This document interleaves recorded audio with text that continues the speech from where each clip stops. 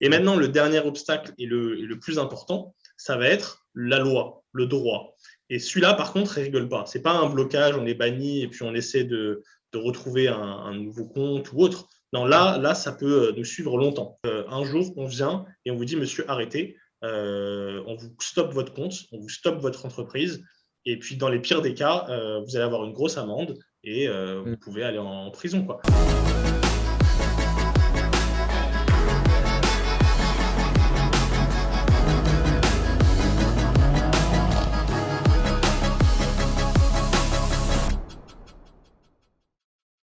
Salut à tous, c'est Nat.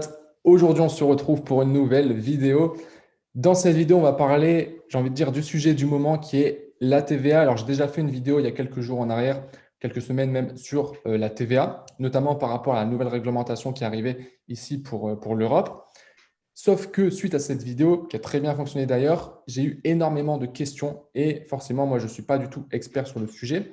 Donc, j'ai décidé de faire une deuxième vidéo pour répondre majoritairement à toutes vos questions et de faire intervenir en fait un expert qui connaît vraiment très, très bien le sujet, qui va vraiment pouvoir vous aiguiller et vous apporter en fait toutes les solutions nécessaires pour être en règle avec cette TVA.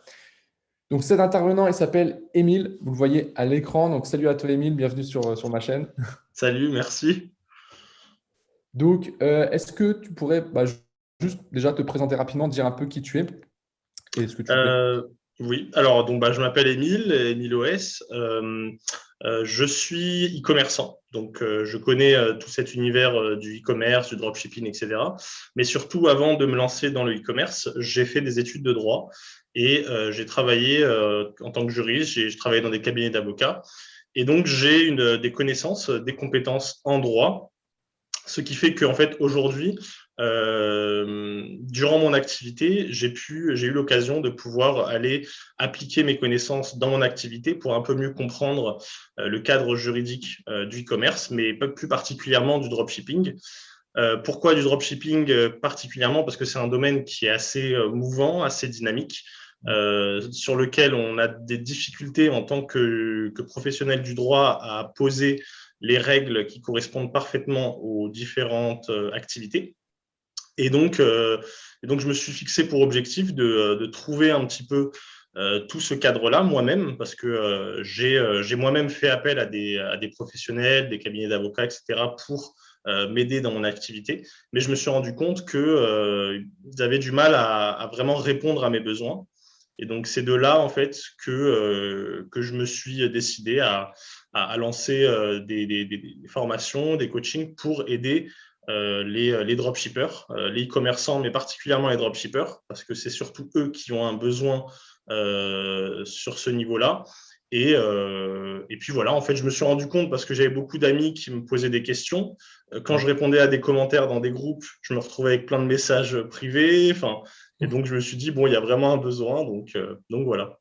Ouais. Mais c'est toujours pareil. Moi, j'ai eu le même cas. Dès que tu commences à parler de ce sujet-là, tu as plein de gens qui ont des questions très spécifiques et tu te retrouves à ça y est avec 10 000 questions.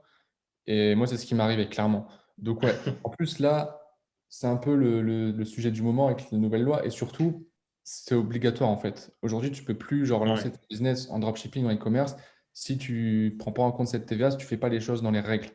On le sait, avant, tu avais beaucoup de gens qui, qui esquivaient un peu le truc. Il y Ouais. a des expatriations, etc. On connaît. Et des gens qui ne payent pas la TVA, mais qui n'étaient pas forcément inquiétés parce que il y avait un flou juridique aussi. Là, ça a changé. Donc, est-ce que tu peux rappeler pourquoi vraiment c'est, on va dire, c'est important? Parce que… Déjà, de base, il faut savoir qu'il y avait des règles, mais c'était assez flou. Ce qui fait qu'il y avait beaucoup de dropshippers qui jouaient un petit peu sur ce flou juridique pour aller chercher une interprétation qui les arrangeait. En l'occurrence, l'interprétation qui les arrangeait, c'était de déplacer la responsabilité de la collecte de la TVA vers les vendeurs chinois. Ça, c'était le plus classique.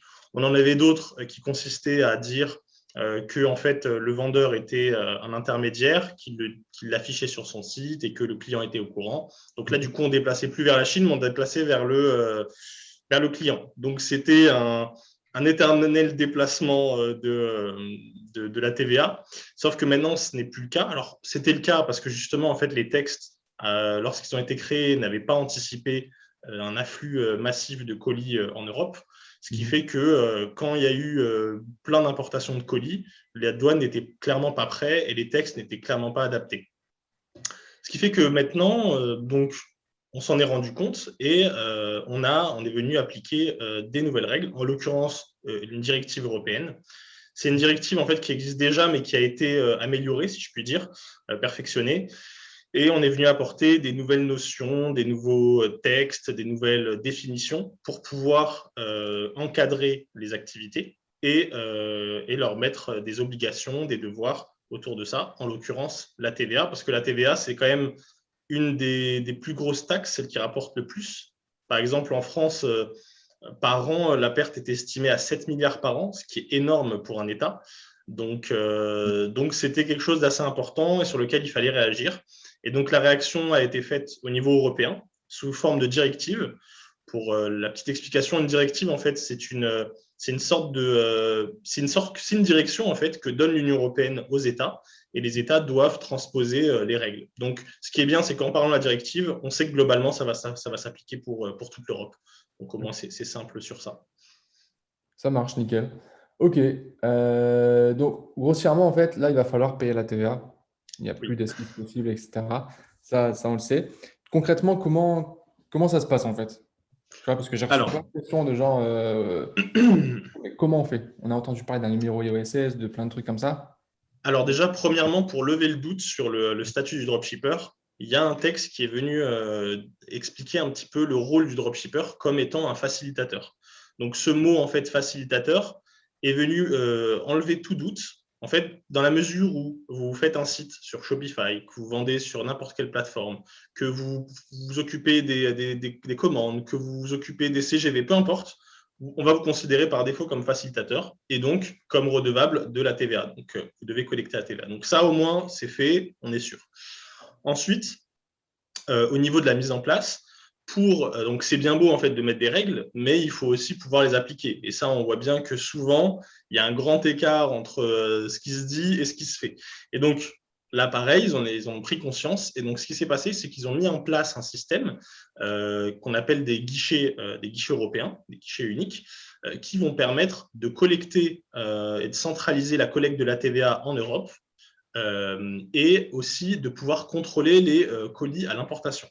C'est-à-dire que là où avant, en théorie, en fait, quand on vendait dans plein de pays différents, on devait, à partir d'un certain seuil, ce qu'on appelait les seuils de vente à distance, qui étaient différents dans chaque pays, on devait s'inscrire dans le pays pour pouvoir collecter la TVA. Là, déjà, un des changements, ça a été d'uniformiser les seuils. Donc maintenant, on a un seul seuil pour tous les pays et cumulé. Donc, c'est-à-dire que si on dépasse le nombre de ventes si on dépasse 10 000 euros de vente dans toute l'Union européenne, on va devoir non pas s'inscrire dans les pays comme c'était avant, mais uniquement reverser le taux de TVA de chaque pays dans le guichet OSS. Donc ça, c'est le premier guichet qui concerne les ventes en Europe. Et quand tu es en dessous de ce seuil, genre, En tu dessous de fais ce seuil, 8 000 euros. c'est les règles du pays qui s'appliquent. Donc, si je vends pour 8 000 euros, par exemple, en Allemagne, Oui. c'est comme si je vendais en France, en fait. Voilà, Non? tu appliques les règles françaises, c'est ça. Pareil, j'applique la TVA française. Par C'est contre, pour si ça faciliter, en dépasse fait. les 10 000, là, c'est la TVA dans le pays, du coup, en Voilà. Allemagne. Okay. Avant, la différence, c'est qu'avant, on devait s'inscrire. Donc, c'était un coût de temps, un coût administratif, un coût d'argent. C'était assez compliqué. Et maintenant, en fait, ils ont facilité les choses en créant un seul guichet pour toute l'Europe. Comme ça, il n'y a pas besoin de s'inscrire partout. On a un seul guichet, on déclare tout avec un seul paiement et comme ça, c'est plus simple. Donc ça, c'est pour les personnes qui prenaient la peine de s'inscrire, bien sûr, partout. Mais donc... Donc en théorie, c'est censé être plus facile. Ouais. Ensuite, on a le guichet IOSS, et ça, c'est celui qui intéresse tout le monde et qui est sur toutes les bouches. L'IOSS, c'est quoi? Alors, premièrement, c'est un guichet qui permet de collecter la TVA pour les biens qui sont importés. Donc, à chaque fois qu'il y a un bien qui est importé, il faut le déclarer dans l'IOSS. Ouais. Du coup, ce qui est bien avec ça, donc là, on parle de la théorie et au niveau de la déclaration, comment ça se passe, mais pouvoir être sûr que ça s'applique, on a de l'autre côté un système informatique qui permet de synchroniser les deux. Donc, pour les importations, tous les colis qui vont venir de l'extérieur de l'Union européenne et qui vont rentrer dans l'Union européenne devront avoir un numéro IOSS. Ce numéro IOSS, c'est un peu comme un ticket d'entrée et qui va permettre de pouvoir être exonéré de la TVA à l'importation pour ensuite pour que le calcul se fasse plus facilement. Donc, en gros, tout ce qui va passer à la douane et tout ce qui va être déclaré par le e-commerçant pourront être comparés et voir si ça correspond. Donc, globalement, voilà le changement principal concernant les guichets. Ok. Après, il faut parler des seuils et de TVA à l'importation, TVA collectée, etc. Ça, c'est des notions qu'il faut un petit peu maîtriser pour comprendre ce qui se passe. Ouais. Alors déjà, Déjà comprendre la TVA, comment ça fonctionne. voilà, c'est ça. Je fais un rappel rapide pour Ouais. que ce soit un petit peu clair pour ceux qui ne sont pas sûrs. Donc, on a la TVA collectée, celle qu'on collecte auprès du client quand on vend. Ça, c'est la plus classique et qu'on retrouve partout. Donc, on vend pour 10 euros, TVA 20%. Donc, ça revient à 12 euros. Il y a 2 euros qu'on donne à l'État. Ensuite, on a la TVA à l'importation. La TVA à l'importation, en fait, c'est une TVA qui vient s'appliquer, quoi qu'il arrive, quand un bien rentre dans un territoire. Donc, c'est-à-dire que pour éviter de se dire qu'il faut s'inscrire, que peut-être la personne n'est pas inscrite ou comment on va faire pour la récupérer, on se dit, on ne va pas réfléchir, tout ce qui rentre dans le territoire, on met une TVA dessus. Si c'est un professionnel, il pourra la récupérer. Si ce n'en est pas un, au moins on est sûr qu'elle a été taxée. Comme ça, au moins, on ne se prend pas la tête. Ça, c'est la TVA à l'importation. Après, du coup, ce que je disais en tant que professionnel, normalement, un professionnel n'a pas à payer la TVA. Donc, ce qu'il peut faire, c'est qu'il peut la déduire. Donc, du coup, on a la TVA à l'importation. Et là, ce qui a changé, c'est que avant, on avait une règle, sûrement les gens en ont entendu parler, c'est que quand on avait un colis en dessous de moins de 22 euros, on avait une exonération de TVA à l'importation. Pourquoi? Parce que quand on a fait cette règle, on s'est dit que les gens qui envoyaient des colis postaux à l'époque, c'était uniquement de la famille qui allait envoyer un colis à son fils expatrié ou truc comme ça. C'était vraiment très minime. Sauf que est arrivé AliExpress et tous ces colis postaux. Et bizarrement, tous les colis faisaient moins de 22 euros. Du coup, ils ont enlevé cette règle-là et ils ont changé le seuil à 150 euros. Donc là, on se dit, ah bon, ça a augmenté, c'est bizarre. Mais en fait, c'est un seuil à 150 euros à condition d'être inscrit à l'IOSS. Donc ça veut dire que au lieu d'aller faire un calcul compliqué en se disant, donc il a payé la TVA importation, donc quand il va faire sa déclaration, il va demander à être déduit, etc. Là, au moins, si tu es inscrit et que ton bien fait moins de 150 euros, on ne va pas te demander de TVA à l'importation, puisqu'on a les traces de toi, on sait que tu es inscrit, on sait que tu fais tes trucs tranquillement, donc il n'y a pas de souci, tu peux importer. Donc voilà globalement les changements. Au final, sur ce côté-là, c'est plus simple. En fait, les gens, parce qu'il y a plein de gens qui me posent la question, la TVA à l'importation, moi j'ai envie de la payer pour être dans les règles. Comment je fais? Mais en fait, justement, si ton produit fait moins de 150 euros, que tu as un numéro IOSS et du coup que tu payes la TVA sur le prix de vente, que tu collectes la Oui, TVA, tu n'as pas de TVA à l'importation en fait. Donc ça te c'est simplifie ça, oui. Ok, À nickel. condition que ce soit moins de 150 euros. Ouais, c'est ça, c'est la Voilà. condition. S'il y en a qui Bon, font en du high général, ticket, il faut faire attention. et sachant que tu as aussi des frais de douane qui se rajoutent en plus. Voilà, c'est ça. Au-dessus de À 20 euros, 150, c'est frais de douane et voilà, et TVA à l'importation. c'est ça, ok. Nickel. Parfait. Maintenant, la question, c'est comment on fait pour avoir ce numéro IOSS? Alors, c'est dans l'espace professionnel de chaque pays. Chacun a ses procédures. Donc, ça peut être. Il faut regarder. Je pense que c'est assez simple. Vous mettez IOSS sur Google, obtention numéro IOSS. Normalement, vous allez trouver Ouais. facilement. Si besoin, j'ai fait une vidéo YouTube sur ça. Donc, comment s'inscrire au guichet. Allez la voir, puis liker, tout ça. Enfin, On vous mettra les connaissez. liens Hein. sur Voilà. le lien. Voilà, donc ça, normalement, ça devrait vous être utile pour l'inscription. Après, chaque pays a sa procédure, mais globalement, c'est la même chose. Ouais. Il faut aller. Alors, après, il ne faut pas oublier que il faut un numéro, normalement, il faut un numéro de TVA, donc il faut être inscrit à la TVA. Après, ça se met en place. Donc, ce que je dis là, je ne veux pas m'avancer de façon affirmative et sûre, dans la mesure où ça se trouve que dans quelques mois, il y en a un, il va dire ah non, moi je l'ai eu sans faire ça. Voilà, j'ai pas envie Ouais, de je vois. dire bon bah voilà. Donc, allez-y, faites-le, demandez si vous avez un doute. Mais la procédure, c'est ça normalement. Ok, nickel. Donc après, une fois que tu as ton numéro IOSS, il y a deux cas. Les deux cas qui reviennent tout le temps, que les gens me posent la question. Le premier cas, c'est le cas AliExpress. Donc, Mhm. tu as ton numéro IOSS. Est-ce qu'il faut le donner à AliExpress? Parce qu'on a vu, et les gens l'ont vu aussi, sur AliExpress, les prix ont augmenté. Justement, ils ont ajouté la taxe dans leur prix. Donc, des fois, globalement, c'est 20%, mais tu as des fournisseurs qui ont augmenté de 30-40%, qui ont mis cette taxe-là. Et du coup, on se dit, en fait, je paye plus cher mon produit à AliExpress. Est-ce que déjà, si on peut récupérer cette TVA, du coup, qui est censée être une TVA, est-ce que c'est une TVA aussi? C'est un peu compliqué ça. Alors, oui, c'est une TVA. AliExpress, du coup, eux se sont mis en règle et ont mis en place cette TVA à l'importation. Mhm. C'était déjà le cas au Royaume-Uni. Ils avaient fait ça au 1er janvier. Au Royaume-Uni, quand on achète sur AliExpress, il y a déjà une TVA. Maintenant, c'est en Europe. Pareil, donc ça va dépendre du pays. Si vous envoyez en Allemagne, ça va être 19%. Si vous envoyez en France, 20%, etc. Et donc, du coup, ce qu'ils ont fait, en fait, AliExpress, c'est qu'ils ont ajouté une partie professionnelle, ce qui permet d'ajouter une TVA. Mais je vais revenir un petit peu avant. Il ne faut pas oublier que la TVA à l'importation, elle n'est payée, donc déjà la TVA tout court n'est payée que par le consommateur et non pas par le professionnel. Donc, c'est-à-dire que vous, si vous vous retrouvez dans une situation où vous payez la TVA dans votre business, vous pouvez demander à ce qu'elle soit déduite. Vous pouvez demander à la récupérer, donc le remboursement de cette TVA-là. Donc, par exemple, quand vous achetez un produit 10 euros, vous avez une TVA de 2 euros à l'importation, vous vous retrouvez à 12. Vous vendez ensuite votre produit à un client 30 euros, plus TVA 6 euros.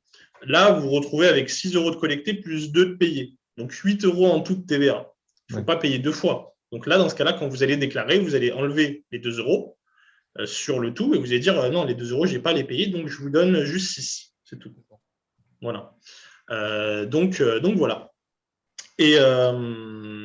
Et quoi d'autre et puis voilà. Donc oui, pour revenir sur AliExpress, excuse-moi. En fait, AliExpress ont mis en place la possibilité d'ajouter un numéro, parce que je ne sais pas si certains à qui c'est arrivé, quand on fait des transactions entre professionnels, souvent le professionnel peut demander le numéro de TVA pour justement exonérer de TVA. Là, c'est un peu le même principe. AliExpress demande si les professionnels ont des numéros de TVA. Alors, ce n'est pas l'IOSS, faites attention, ce n'est pas l'IOSS qui demande, c'est le numéro intracommunautaire. Donc, il faut mettre le numéro intracommunautaire dans AliExpress. Et à partir de là, vous êtes exonéré et donc plus besoin de payer la TVA quand vous achetez vos produits. Et du coup, tout est tracé, donc faites attention.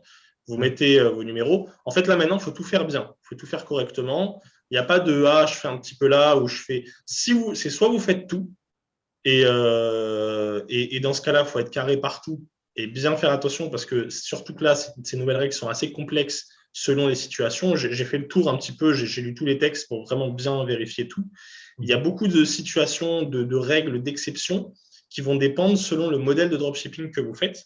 Ouais. Soit vous faites pas, mais dans ce cas-là, vous faites rien. Vous la jouez à la Bonnie and Clyde, mais dans ce cas-là, il faut vraiment rien faire du tout. Parce que si vous faites un petit peu quelque part et pas de l'autre côté, le un petit peu quelque part va permettre d'aller voir ce qui se passe de l'autre Ouais, côté. Donc voilà, soyez vraiment carré entièrement, quoi. c'est ça. Et si vous n'êtes pas carré, faites le truc à fond, quoi. Voilà, c'est ça en gros. Même si on le recommande pas, bien sûr. Non, non, surtout pas. Bah, attention, si là ils veulent de l'adrénaline, écoutez, allez voler une banque, ce sera plus Ouais, c'est rapide. un peu- Nickel. Ok, donc au final, c'est ça. Sur AliExpress, en fait, si on a un numéro de TVA qu'on le rentre dans son compte, ben, on n'a pas cette TVA à payer. Elle est exonérée directement. Mhm. Nickel. Ok. Donc au final, c'est pas très compliqué une fois qu'on a les bonnes infos.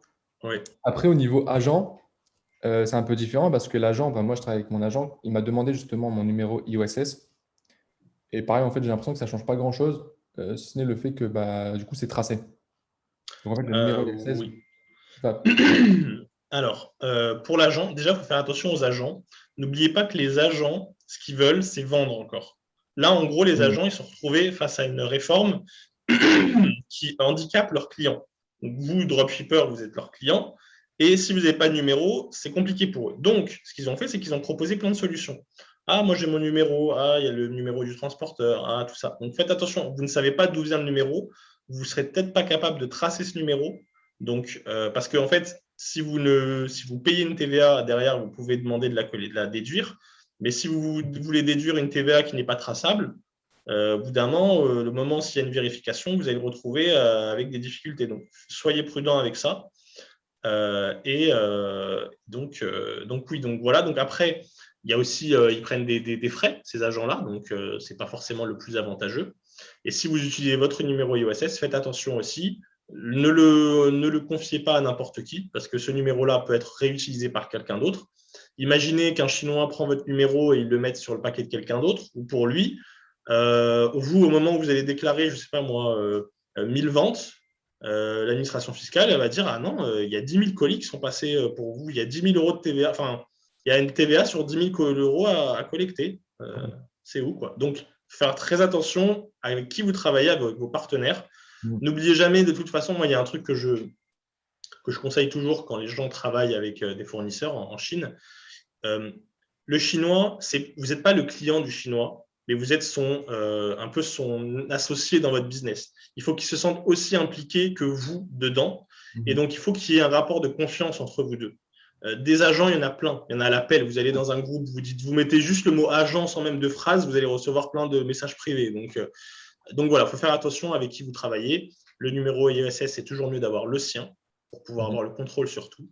Et donc voilà. Après, il y a plein de cas différents selon là où vous envoyez votre colis, selon quel numéro vous utilisez, selon.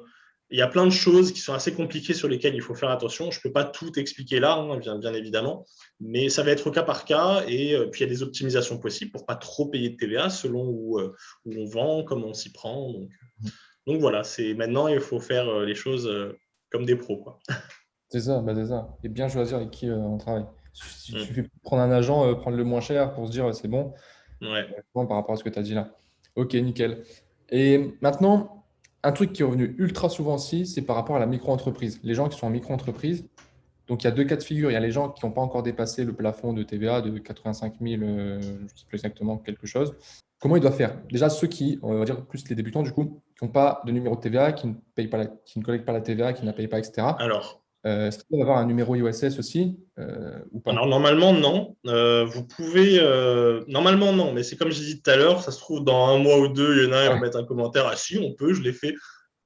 Là, c'est tout récent, ça vient d'arriver cette réforme. Donc, normalement, en théorie, non. Après, peut-être qu'ils vont faire évoluer ces règles-là. Peut-être qu'ils vont se dire, bon, il y a tellement d'auto-entrepreneurs qui font du drop, bon, on va leur donner un numéro. J'en sais rien. Donc, mais en théorie, non. Après, il ne faut pas oublier que les règles d'exonération sont données par le pays dans lequel est créée la société et ne sont valables que dans ce pays. Si vous êtes français et que vous vendez en Allemagne, l'Allemagne, ce n'est pas son problème que la France accepte de vous exonérer. Donc, c'est là où interviennent les seuils de vente à distance. C'est donc au-dessus de 10 000 euros, vous appliquez les règles de l'Allemagne. En dessous, vous pouvez appliquer les règles de la France. C'est une facilité européenne. Voilà, c'est l'Union européenne, tout le monde est uni, c'est bien. On peut donner des facilités au début pour faciliter le marché intérieur, mais il y a des limites. Donc voilà, il faut faire attention à ça. Et ce n'est uniquement pour les ventes à distance. Donc, c'est-à-dire les ventes qui partent de l'Union européenne vers un autre pays de l'Union européenne. Donc, faire attention à ça aussi. Tout ce qui est importation, ça ne marche pas. Donc ça ne rentre pas dans le seuil des 10 000 euros, c'est ça? Ça rentre pas dans le seuil des. Non, ça rentre même pas. Oui, ça rentre même pas dans le seuil en fait. Si on importe de l'extérieur dans un autre pays, ça ne rentre pas. Donc il y a la TVA directement à payer. Voilà. Si vous faites tout en France, ça va. Tout est en France, vous êtes français, etc. Bon, ça va. Mais si vous commencez à vouloir vendre dans d'autres pays, là, il faudra faire attention. Alors là, je l'explique rapidement. Hein. C'est beaucoup plus complexe que ça au niveau de la mise en place. Mais il y a des possibilités aussi d'être exonéré de ça. C'est-à-dire que là, la règle principale, c'est si vous importez, il n'y a pas d'exonération. Mais il y a des possibilités d'être exonéré en utilisant certains modèles. On le sait, le dropshipping a beaucoup de modèles de fonctionnement. Après, c'est à nous de trouver le meilleur modèle. Là, maintenant, en fait, ces modèles-là, ça ne va plus être de l'optimisation par rapport à ce qu'on économise dans la chaîne, on va dire, d'acheminement, mais de comment on économise dans le droit, en fait, dans la TVA, dans la collecte. Parce qu'il y a des règles qui, nous, en tant que dropshipper, peuvent nous permettre d'éviter certaines choses, tout simplement en mettant un modèle en place, plutôt qu'inversement. Il faut savoir aussi que l'Union européenne et les États, déjà un État, lui, il veut avantager les gens qui font du e-commerce en France. Donc un mec qui fait du e-commerce en France, avec du stock en France, des clients en France, évidemment que le pays va lui mettre en place des facilités. On parlait de franchise de TVA, etc. L'Europe aussi, pareil. Maintenant, quand vous commencez à faire du dropshipping de l'extérieur, l'Union européenne, elle préférerait que vous ayez vos stocks en France, que vous fassiez travailler des entrepôts en France ou en Europe. Voilà. Donc voilà, donc c'est plein de petites nuances sur lesquelles on peut jouer. Mais voilà, après ça, c'est au cas par cas. Pareil, je ne peux pas trop... je n'ai pas envie de perdre les gens. Ça dépend de plein de situations. Parce que tu as des gens, je sais, qui me suivent sur YouTube qui sont pas forcément en France. Tu vois, il y a des personnes qui sont, par exemple, en Afrique, qui ont une société au Royaume-Uni, Et eux, c'est encore un cas spécifique qui est différent. Et on ne peut Aussi, pas oui, traiter ici tous les cas parce que il y a tellement d'informations et puis c'est trop précis. Et Ok. puis, au-delà même des règles de TVA, les règles de TVA, en fait, vont être un pont vers le reste. C'est-à-dire que euh, votre entreprise, c'est un tout juridiquement. C'est-à-dire que vous faites une activité, vous devez respecter plein de choses autour. Et s'il y a un des maillons qui bug, ce maillon va entraîner les autres, en fait. Donc, c'est pour ça que le conseil, moi, je propose des coachings. Les gens, parfois, quand je fais des vidéos comme ça avec toi, des interviews, je donne les informations, j'ai aucun problème. Ouais. Moi, je les donne parce que je connais tout le reste en dessous et je sais que ce que je donne là, même si ça paraît énorme, c'est juste la partie immergée de l'iceberg, quoi. En dessous, il y Ouais. a plein de choses sur lesquelles il faut faire attention et c'est là où j'interviens. Donc, parfois, il y en a, ils me disent ah, mais il y a tout ce qu'il faut. Non, non, non, non, c'est c'est beaucoup plus complexe que ça et surtout Sinon, les gens s'en rendent depuis. compte. Même moi, tu vois, à Oui, mon échelle, techniquement, j'ai discuté avec plusieurs personnes. Je sais, voilà, le numéro ISS, faire ça. Mais après, en le mettant en pratique, il y a 10 000 questions qui me viennent, des cas que je n'avais pas prévus. Et ça, tu n'as pas l'info, en fait. C'est en ça. drop, voilà, c'est surtout ça en fait. C'est que le Mm. drop est un système qui peut être bien, facile, mais là maintenant, ça devient plus difficile. Pourquoi? Parce qu'il rentre dans le cadre du droit plus facilement. Et donc, si on rentre dans le cadre du droit, il faut savoir bien être accompagné. C'est ce que font toutes sociétés en vrai, hein. Oui. Des sociétés traditionnelles, quand elles se lancent, elles ont des gros budgets, elles commencent, machin, elles ont des avocats, des comptables spécialisés. Nous, voilà, la difficulté en drop, c'est que même quand on veut faire les choses correctement, on a du mal à trouver les bons comptables, les bons avocats qui comprennent ce qu'on fait. Ouais. Bon, moi, c'est là où je me suis positionné parce que j'ai vu que bon, bah, il y avait besoin, et même pour moi, en fait. D'abord, je l'ai fait pour moi. Donc voilà, donc faut faire attention et puis réfléchir plus comme des vrais businessmen professionnels, quoi. C'est ça. Au final, vraiment passer à un niveau au-dessus, quoi, en termes C'est ça, ouais. de professionnalisation. Et c'est ça, en fait, tous les rigolos, etc., qui faisaient un peu du dropshipping à l'arrache, sans trop se déclarer, ça ne marchera plus, en fait, tout simplement. Non, Déjà, non. rien qu'au niveau des stratégies drop pure, sans parler du droit, etc., ça devient compliqué. Donc maintenant, il faut se professionnaliser. Alors, je sais qu'il y a beaucoup de gens qui vont se dire, punaise, ça me décourage, du coup, j'ai pas, enfin, ça a l'air tellement compliqué que j'ai pas envie de me lancer. Parce que le drop, c'était quand même un peu le business très accessible. On peut Oui, lancer oui. facilement avec un faible capital, etc. Aujourd'hui, on a l'impression que ça devient impossible. Moi, tu vois, moi, je suis dans une optique un peu différente en mode, justement, en fait, tous les gens qui n'ont pas vraiment la dalle, qui n'ont pas vraiment faim, qui font les choses un peu à l'arrache, ils vont dégager. Oui, Ce qui va se c'est passer, tant c'est que ça va mieux. laisser de la place à tous ceux qui font les choses bien. Donc, un marché beaucoup plus accessible, il y aura plus d'offres. Au niveau de Facebook, je le vois, c'est un exemple, mais au niveau de Facebook, il y a eu des périodes où les coûts publicitaires ont vraiment augmenté. Aujourd'hui, ça se stabilise et je vois qu'il y a beaucoup moins d'annonceurs parce que tu en as plein qui se font bloquer, parce qu'ils ne respectent pas les règles, encore une fois. Il y en a plein qui vont abandonner. Oui, Donc, en oui. fait, ça laisse un boulevard à ceux qui font les choses bien. Donc, il En faut le voir fait, dans ce sens-là. le chemin vers la professionnalisation implique plein d'obstacles et de choses à contourner. On nous le dit, quand on se lance, il faut être prêt à affronter tout. Ce qui était bien avec le dropshipping, c'est qu'en fait, on se lançait sur une autoroute qui était quasiment lisse, quoi. Ouais. Et en fait, on pouvait y aller à fond, on savait qu'il n'y allait pas y avoir trop de blocage. Et là, on voit que plus ça avance et plus les obstacles s'intensifient. Le premier obstacle qu'on va avoir, c'est simplement la professionnalisation du site, du visuel. Donc là où avant, on pouvait mettre des vieux timers, des vieux trucs et ça vendait, maintenant, c'est plus possible. Donc là, première étape, premier obstacle, on l'a passé déjà celui-là. Ensuite, on a les clients qui sont de plus en plus réticents. Donc, ils sont plus exigeants, ils vont vérifier, ils vont aller taper notre nom sur Google, ils vont être un peu plus prudents. Deuxième obstacle. Ensuite, on a Facebook. Facebook qui va bloquer de plus en plus en masse, arbitrairement, on le connaît, on a tous été bloqués. Franchement, j'ai jamais connu un mec qui s'est jamais fait bloquer, mais bon. Ouais. Donc, euh, troisième obstacle encore, quatrième, je sais plus. Et plus on avance, Stripe, PayPal, et plus on avance, et plus les obstacles s'intensifient. Pourquoi? Parce qu'en fait, ce sont juste simplement des barrières qui viennent se mettre à l'entrée de ce business-là. Et maintenant, le dernier obstacle et le plus important, ça va être la loi, le droit. Et celui-là, par contre, il ne rigole pas. Ce n'est pas un blocage, on est banni et puis on essaie de retrouver un nouveau compte ou autre. Non, là, ça peut nous suivre longtemps. En l'occurrence, d'ailleurs, l'Union européenne a introduit un registre sur 10 ans. Donc, c'est-à-dire qu'il faut garder toutes les traces des opérations sur 10 ans. Donc, en fait, l'idée dans tout ça, c'est que certes, on se lance, il faut être prêt à se lancer en tant qu'un entrepreneur qui est prêt à affronter les obstacles, ne pas se dire ça va être facile, c'est jamais facile. Quand bien même vous arrivez à passer les premiers obstacles, il y aura quand même d'autres. Et même si vous faites, par exemple, je ne sais pas moi, 50 000 euros de chiffre d'affaires, ce n'est que du chiffre d'affaires. Il y a plein d'autres choses derrière. Et donc, l'accompagnement est autant important sur la mise en place du business, au niveau marketing, au niveau création de site, mais là, elle l'est encore plus au niveau du droit, dans la mesure où tout ce que vous aurez construit avant n'aura plus de valeur si un jour on vient et on vous dit, monsieur, arrêtez, on vous stoppe votre compte, on vous stoppe votre entreprise, et puis dans les pires des cas, vous allez avoir une grosse amende et vous pouvez aller en prison, quoi. Je ne suis pas là pour mettre des coups de pression, mais c'est bien d'être prêt face à tout. Et surtout, quand on a une difficulté comme là, la TVA, se préparer. On est dans un environnement où il y a beaucoup de belles personnes qui sont capables de se former seules et d'être très, très dynamiques. C'est très respectable. Hein.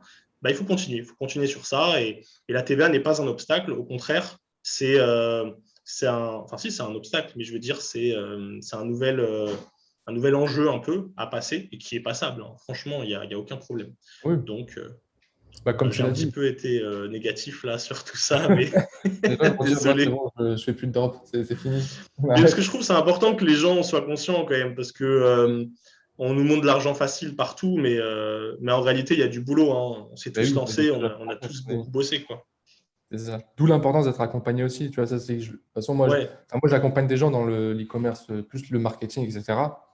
J'ai une partie un peu droit, mais vraiment, c'est basique. Et c'est pour ça que je t'ai fait intervenir aussi, parce que c'est pas une partie où n'importe qui peut se proclamer expert. ouais, C'est là aussi qu'il y a une énorme différence, parce que des gens qui vendent des formations sur, je sais pas, la pub Facebook, il y en a plein. Parce que techniquement, même si tu ne maîtrises pas, ouais, tu peux faire une formation. Tu fais un petit peu, voilà. Le droit, tu n'as pas ça, en fait. Tu ne peux pas escroquer dans ce domaine-là parce que tu as des choses ouais. factuelles. Et c'est pour ça qu'il y a beaucoup moins de monde qui parle de ça, justement. Et là, vous avez la chance d'avoir quelqu'un qui maîtrise le sujet, en fait. Voilà. Donc, je sais que tu proposes des accompagnements, tu en as parlé aussi. Donc, Mhm. tu fais des coachings personnalisés en fonction de la personne. Tu proposes aussi une formation, c'est ça? Alors, oui, alors moi, j'ai d'abord proposé, donc j'ai une formation sur laquelle j'explique tout. Donc, c'est-à-dire, j'explique comment fonctionne la TVA pour que vous puissiez bien comprendre les langages, etc., que ce soit assez facile pour vous. Ensuite, tout, on va dire, l'historique et le contexte autour du dropshipping pour que vous compreniez en fait pourquoi c'est compliqué et qu'est-ce qui se passe en fait. Et ensuite, toute la partie TVA, donc les règles applicables, pour que ce soit bien fluide et clair sur ce que vous devez faire, comment vous devez le faire, qu'est-ce qu'il y a à comprendre. Et après, il y a une grosse partie pratique à la fin, dans laquelle, en fait, j'ajoute des vidéos au fur et à mesure sur la pratique. Et en fait, c'est là où, au fur et à mesure que les choses arrivent, je mets des vidéos là, par exemple, quand il y a eu, je crois que c'était le 2 juillet ou même un petit peu avant, je crois le 27 juin, les agents commençaient à tous proposer des numéros, des trucs comme ça. Ouais. Ça arrivé. Donc, j'ai fait une vidéo dessus. Je suis allé regarder mes textes sur lesquels je me base. J'ai tout regardé en détail pour voir est-ce que ça collait bien, est-ce que c'était bon ou pas. Et donc, du coup, j'ai fait une vidéo autour de ça pour expliquer. Là, je suis en train de préparer justement une vidéo maintenant sur toute l'optimisation au niveau de la déduction. Donc, si je vends dans tel pays ou dans tel pays, qu'est-ce que je peux déduire? Est-ce que je peux déduire? À quoi il faut que je fasse attention pour pas que je me retrouve à payer une TVA que je ne pourrais pas déduire peut-être après? Donc, du coup, ça fait. Voilà. Et donc, toute cette partie-là. Et après, bien plus tard, ça c'est prévu aussi, ça va être comme en fait ce mouvement de modernisation de la TVA en Europe arrive dans le monde en fait, parce que les autres pays se rendent compte aussi qu'ils perdent de l'argent et ils se rendent compte qu'il faut qu'ils mettent en place un système qui va permettre de récupérer ces milliards qui partent. Donc, je vais aussi suivre les autres pays, parce que moi aussi, je fais du business dans d'autres pays. Donc, quand il y aura des nouvelles règles, on va voir un peu comment ça fonctionne pour qu'on puisse continuer ensemble à vendre dans ces pays-là, pendant que d'autres ne pourront pas vendre en fait, parce que leurs colis vont être bloqués. Et c'est là où est l'enjeu d'être toujours bien informé, d'être bien formé aussi, et en fait pour pouvoir être toujours en avance sur les autres. Moi là clairement, je suis content de ce qui se passe. Ce mois de juillet-août, là il y a plein de filtres. Déjà il y a plein de gens, ils ont arrêté leurs pubs. Il y a plein de gens. Moi j'avais des pubs qui tournaient. Et franchement, ça tournait hyper bien. Quoi, là, depuis le 27 juin, tout ça, j'ai des très bons résultats. Donc voilà, il faut savoir tout le temps être en avance sur les choses qui se passent pour être toujours devant tout le monde. C'est ça. On a de la chance aussi que ça arrive en juillet. J'en ai parlé avec mon agent et il m'a dit heureusement que cette réforme n'est pas arrivée au mois de Ouais, novembre parce que ça aurait créé un plein je plus pense que c'est fort. pour ça qu'ils ont fait ça. Ouais. Parce qu'à Ouais, la base, c'était le 1er janvier, c'était prévu. Et, ok. je pense que les gros acteurs du e-commerce ont fait pression sur l'Union européenne pour qu'ils Ouais, décalent au juillet, justement parce que l'été, c'est une période plus calme. Donc, c'est ça. Et au moins, tu as le temps de te préparer, d'avoir les choses bien en place pour qu'à partir de la rentrée, là, tu puisses envoyer Ouais, pour. ouais. C'est ça, nickel. Bah écoute, je mettrai le lien vers ta formation dans la description. Pareil pour la vidéo que tu disais tout à l'heure, comment avoir un IFS, donc vous aurez tous les liens en dessous. Aujourd'hui, c'est indispensable. Je pense que tu peux plus, genre, on l'a dit de toute façon, hein, tu peux plus te penser comme ça sans savoir vraiment ce que tu fais par rapport à tout ce qui est droit, TVA, etc. Donc franchement, allez-y. Profitez-en parce que c'est pas tous les jours enfin, on a la chance. Il y a beaucoup de gens qui ne voyaient pas le truc comme ça. C'est que moi, tu vois, quand j'ai commencé en dropshipping, il y avait vraiment pas beaucoup d'infos. Donc, même pour essayer d'avoir Ouais. une stratégie pour lancer une pub Facebook, tu n'avais pas. Et aujourd'hui, vous avez la chance d'avoir des informations. Là, il y a cette réforme TVA. Tu vois, tu aurais pu, ouais, ne pas te manifester, tu vois, faire le truc dans ton coin. Et en fait, tu aurais plein de gens, des milliers de gens qui seraient là bloqués en mode, je ne sais pas comment faire parce qu'il n'y a personne qui peut me Ouais. montrer la voie, tu vois. Donc, c'est une chance pour vous. Donc, honnêtement, profitez-en. Vous avez tous les liens en description. Encore une fois, un grand merci à toi d'avoir d'être Bah, intervenu dans cette c'est un plaisir vidéo. d'intervenir. Moi, j'aime beaucoup ta chaîne, ce que tu fais, parce que tu donnes beaucoup de valeur gratuitement. On sent que ça vient de la bonne volonté. Donc ça me fait plaisir aussi de venir et apporter mes infos dans ta chaîne. Yes, merci. En plus, je sais que tu me suivais au début, donc Oui. la petite histoire. Ok, bah écoute, merci à toi. Encore une fois, je rappelle, vous avez tous les liens en description. Bon, comme d'habitude, si vous avez apprécié, le petit like, abonnez-vous si ce n'est pas encore fait. Et puis, n'hésitez pas aussi, si jamais vous avez quelques questions, n'hésitez pas à mettre des commentaires. Moi, j'essaierai d'y répondre, voilà, s'il y a des choses que vous avez mal comprises ou autre. Mais en tout cas, je pense que là, vous avez déjà eu pas mal de valeur, donc c'est cool. Bon, en tout cas, un grand merci à vous d'avoir regardé cette vidéo. Un grand merci, Émile. Et puis, moi, je vous souhaite une bonne journée. Je vous dis à très bientôt. Ciao.